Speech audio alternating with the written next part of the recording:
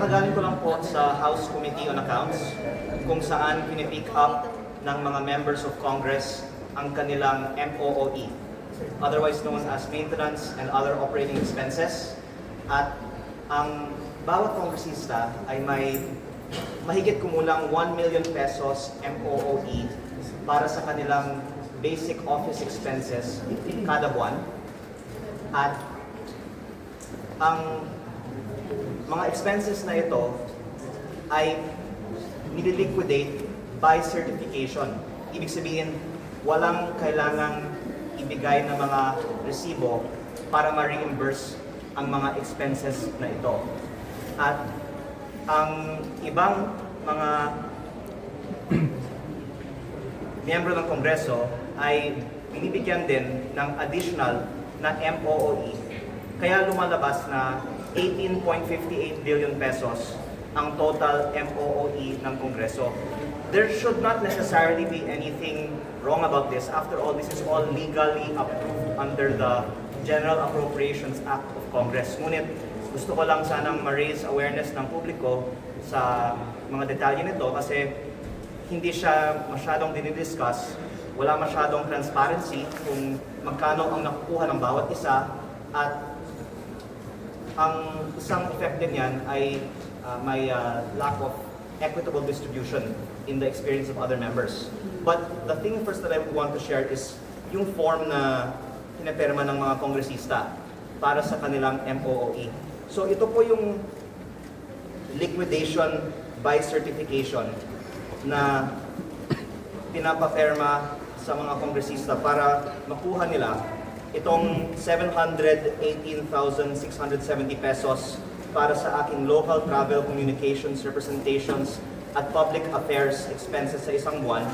Tapos meron din po ako ditong isa pang certification para sa 240,000 pesos para sa aking extraordinary and miscellaneous expenses. Tapos bilang chairman ng komite or vice chairman ng ibang komite, meron ka ding mga extra na mga allowances. Dito meron po ako para sa isang komite. Kaya lumalabas mga 1 million pesos ang para sa akin para sa buwan October 2025. Kaya po October 2025 yung pinapakita ko ngayon dahil hindi ko po kinukuha ang aking MOOE mula sa simula ng aking termino sa Kongreso. At isang dahilan ay hindi ako komportable na hindi transparent ang alokasyon ng mga pondong ito. At nung hiningi ko sa Committee on Accounts kanina lang ang mga inihanda na para sa aking mga cheque last year pa, actually sinabi nila na hindi ko pwedeng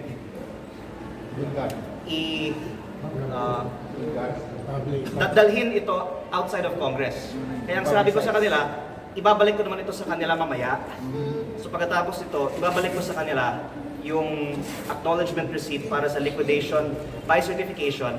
Pero at least ngayon, malalaman na ng publiko kung paano ba ginagamit ang MOOE. And I hope they don't mind kasi ibabalik ko naman pa ito sa kanila pagkatapos ito.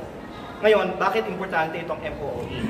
Kasi 18.58 billion pesos ang MOOE ng Kongreso ngayong 2026. Mas mataas pa siya noong 2025. Meron din pang MOOE ang Senado. Ang total MOOE ng Kongreso ay umaabot sa mga 24 billion pesos. Kaya ako po ay nag-file ng House Resolution ngayon lang para i-allocate ang 14 billion pesos mula sa MOOE ng Kongreso, pati na rin ng Senado, para makabili ang ating gobyerno ng relief goods o bigas para sa mga nasalanta ng mga kalamidad, o kung i-distribute natin ito para sa lahat.